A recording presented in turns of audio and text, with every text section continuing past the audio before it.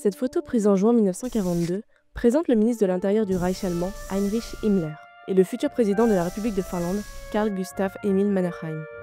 Elle doit être en lien avec la visite de la Finlande par Hitler le même mois. Même s'il comprend assez vite, dès 1942, que l'Allemagne ne va pas réussir à vaincre l'URSS, Mannerheim ne cherche pas tout de suite à s'impliquer dans la vie politique.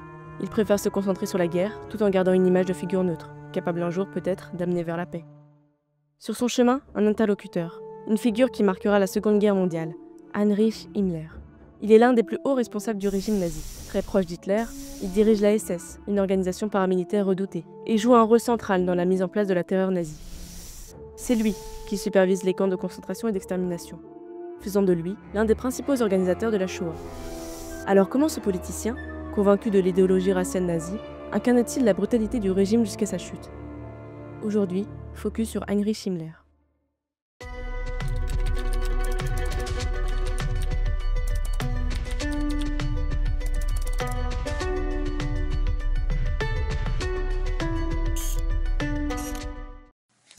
Heinrich Himmler est né en 1900 à Munich, futur berceau du nazisme, dans une famille bourgeoise et catholique. Il est le fils d'Anna Maria et de Gebhard Himmler, qui était professeur au lycée humaniste de Landshut. Son parrain n'est autre que le prince Heinrich de Bavière, petit-fils du prince régent d'alors, dont Gebhard Himmler avait été le précepteur. Bien qu'il fût un bon élève, sa constitution fragile l'empêchait d'exceller en sport, ce qui l'isolait dans une société où l'éducation valorisait le modèle militaire. Cet intérêt pour la chose martiale conduira Himmler à s'enthousiasmer pour la Première Guerre mondiale. Cependant, l'impossibilité pour lui de s'enrôler sera une grande déception. Après la guerre, il adopte des idées racistes et développe un intérêt marqué pour le pangermanisme, système visant à grouper dans un état unique tous les peuples supposés d'origine germanique. En parallèle, il étudie pour devenir ingénieur agronome, où ses lectures et les conférences auxquelles il assiste façonnent son idéal de retour aux valeurs terriennes, en mettant en opposition dans un manichéisme primaire le paysan arien et le juif urbain. Himmler est diplômé ingénieur agronome et travaille comme vendeur d'engrais. À la suite de la débâcle du coup d'État et alors qu'Hitler est incarcéré, il retourne au NSDAP, le Parti national-socialiste des travailleurs allemands, au début de l'année 1925 après la libération d'Hitler en décembre 1924, et rejoint l'ESA, organisation paramilitaire du NSDAP. Il gravit les échelons du parti en occupant divers postes de propagande, notamment en Basse-Bavière, avant de devenir adjoint à la direction régionale. Fasciné par Hitler, Himmler s'éloigne de la foi catholique au profit d'un intérêt croissant pour un néopaganisme, une sorte d'athéisme teinté d'ésotérisme. En 1936, il écrira dans son livre « Les SS et l'organisation de combat anti-bolchevique » Sans relâche, nous accomplirons notre tâche d'assurer la sécurité de l'Allemagne à l'intérieur, tout comme la Wehrmacht assure le maintien de l'honneur, de la grandeur et de la paix du Reich sur le plan extérieur. Nous veillerons à ce que jamais plus en Allemagne, cœur de l'Europe, la révolution judéo-bolchevique des sous-hommes n'éclate à l'intérieur du pays, ou n'y soit introduite par des émissaires venus de l'extérieur. En 1928, il épouse Margaret Boden, une infirmière de 7 ans plus âgée que lui et divorcée. Issue d'une bonne famille, blonde aux yeux bleus et grande, elle incarne à ses yeux l'idéal de la femme arienne. Le couple a un seul enfant, une petite fille, prénommée Gudrun, née en 1929. Margaret partage l'antisémitisme de son époux. Elle associe immanquablement le juif avec l'argent. Le couple entreprend d'abord un élevage de poules, en s'installant dans une ferme pour réaliser son idéal de retour à la terre. Mais l'engagement d'Heinrich Himmler au sein du parti devenant de plus en plus important, c'est Margaret qui s'occupe seule de leur exploitation jusqu'à sa faillite en 1933. En 1925, une unité spéciale de la SA est créée pour assurer la garde personnelle d'Hitler, la Schutzstaffel, les SS. On lui donne alors le surnom de Fidèle Heinrich. Et l'année suivante, Himmler est nommé à la tête de la SS. Il devient Reichsführer SS et compte environ 280 hommes sous ses ordres. En 1930, alors qu'il vient d'être nommé préfet de police de Munich, Himmler commence à s'agacer que la SS soit toujours attachée à la SA de Rome, aux 3 millions d'hommes. Il rencontre Reinhard Heydrich, l'année suivante, l'engage dans la SS dont il devient le cerveau.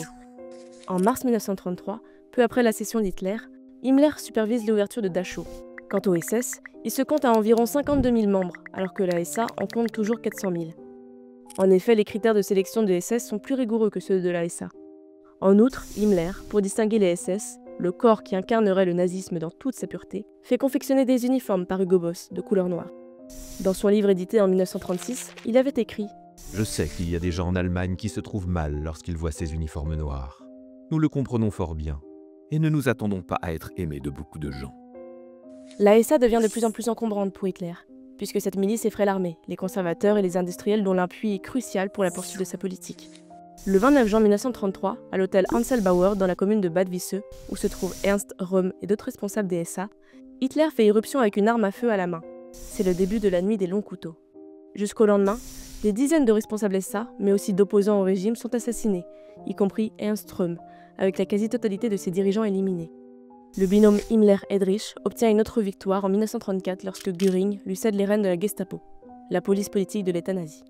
En 1935, fervent défenseur de l'eugénisme, cette doctrine créée par l'anglais Francis Galton, cousin de Charles Darwin, qui entend contrôler l'héritage génétique humain, Himmler entend l'appliquer à l'arianisme. Il crée l'ANNERD, un institut de recherche sur le patrimoine de la race indo-européenne nordique. Aussi, conseille-t-il à ses subalternes de la SS mariés d'avoir moins de 4 enfants avec leurs épouses, et les encourage même à l'infidélité. Lui-même aura plus tard plusieurs enfants hors mariage avec sa secrétaire. C'est le Lebensborn, une association rattachée à l'État et aux SS, un moyen pour avoir un peuple totalement arien et donc digne du Reich des 1000 ans. Les femmes enceintes de SS ou de policiers venaient accoucher anonymement dans des crèches ou foyers prévus à cet effet, afin de remettre leurs enfants au Lebensborn. Cette entreprise d'homogénéisation des individus allemands conduira à des enlèvements d'enfants blonds aux yeux bleus dans les pays occupés par l'Allemagne nazie pendant la guerre, pour les envoyer dans des centres d'adoption. Dès 1938, Himmler souhaite impliquer la SS dans tous les domaines raciaux, idéologiques et militaires, dans la guerre à venir pour renforcer son influence.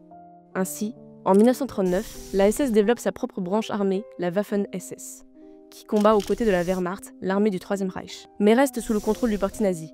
Et Himmler obtient le titre de chef suprême de la SS et de la police, ce qui accroît son pouvoir, en particulier dans les pays occupés. Dans les mémoires de Félix Kersten, un membre de l'équipe d'Heinrich Himmler témoignait anonymement « Le Reich a adapté ce qu'il considère comme les méthodes de ses ennemis et la base de leur pouvoir et l'a transformé dans la base du sien. C'est le fondement de la position dominante occupée dans l'État par la SS. Il essaye d'occuper les positions dirigeantes du gouvernement et du parti. » Le binôme Himmler-Heydrich prépare l'invasion de la Pologne de septembre 1939, en accordant une grande liberté d'action aux Einsatzgruppen, les unités mobiles d'extermination du Troisième Reich allemand, pour réprimer les élites et la résistance du pays.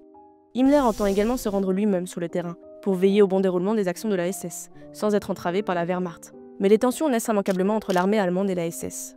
La Wehrmacht obtient gain de cause puisque les ordres qui sont transmis à la SS le seront aussi automatiquement au commandement militaire. La Wehrmacht ne contrôle pas la SS, même si des coordinations locales sont imposées pour éviter les tensions. Les tensions entre les deux corps demeurent néanmoins. La Wehrmacht possède un code d'honneur martial, que n'ont ni Himmler-Heydrich, ni les membres de la SS. En octobre 1939, Himmler est nommé commissaire du Reich, pour le renforcement de la race allemande par Hitler, ce qui lui confère le pouvoir d'éliminer ce qui est perçu comme nuisible au peuple allemand. Il supervise alors le plan général de l'Est, visant d'abord l'expulsion des Juifs et des Polonais des territoires annexés pour y installer des colons allemands. Pour cela, il crée des offices ruraux, chargés de saisir les terres à coloniser, qui relèvent en théorie du bureau principal de tutelle de l'Est, mais sont vraiment contrôlés par la SS et la police. Pendant l'opération Barbarossa, l'invasion de l'Est soviétique par les Allemands exige toujours plus de pouvoir au sein de l'appareil nazi dans l'action militaire. Himmler se rend à Minsk, capitale de la Biélorussie, le 14 août 1941, où il assiste à une exécution de masse de juifs raflés la veille et de prisonniers de guerre. Il semble qu'assister à un massacre ait fortement impacté Himmler, dont on dit qu'il fut au bord de l'évanouissement après avoir reçu des éclaboussures de sang de victimes sur son uniforme. Il faut à tout prix limiter le contact physique, s'amorce ainsi la solution finale. Le 20 janvier 1942, à Berlin, se tient la conférence de Wannsee, qui réunit des hauts responsables du Reich et du parti nazi. Présidée par Reinhard Heydrich, elle a vocation à organiser la solution finale de la question juive, bien que la Shoah soit déjà bien entamée au moment où se tient la conférence. Le but de la solution finale étant l'éradication totale des Juifs d'Europe.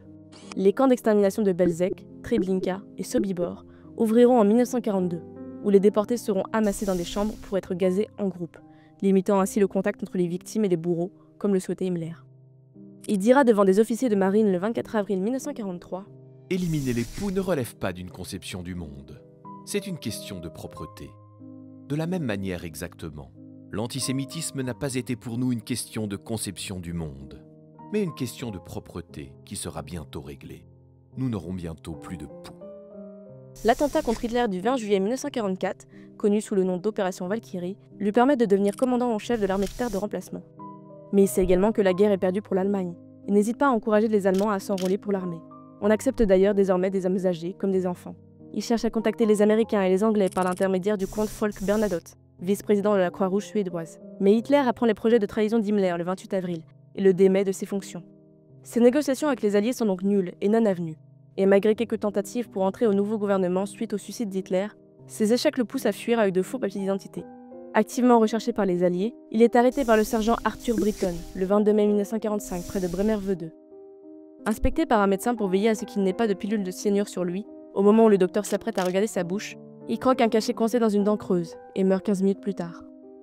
À la fin de la guerre, son épouse Margaret et sa fille Gudrun seront arrêtées. Margaret sera par ailleurs interrogée comme témoin lors des procès de Nuremberg. Gudrun, quant à elle, ne renonça jamais au nazisme, milita même au sein des groupes néo-nazis et chercha toute sa vie à réhabiliter son père. La postérité d'Heinrich Himmler est marquée par son rôle central dans la terreur nazie et la Shoah. Chef suprême de la SS et de la police du Reich, il fut l'un des plus hauts dignitaires du régime hitlérien, supervisant l'organisation des camps de concentration et d'extermination. Le 16 décembre 1943, il disait « Je serais un lâche et un criminel vis-à-vis de nos descendants, si je laissais grandir les enfants pleins de haine de ces sous-hommes abattus dans le combat de l'homme contre le sous-homme. » Il est aujourd'hui considéré comme l'un des principaux artisans de l'extermination des Juifs d'Europe. Cette figure de la Seconde Guerre mondiale incarne encore, dans les mémoires collectives et les recherches historiques, l'idéologue bureaucrate du génocide.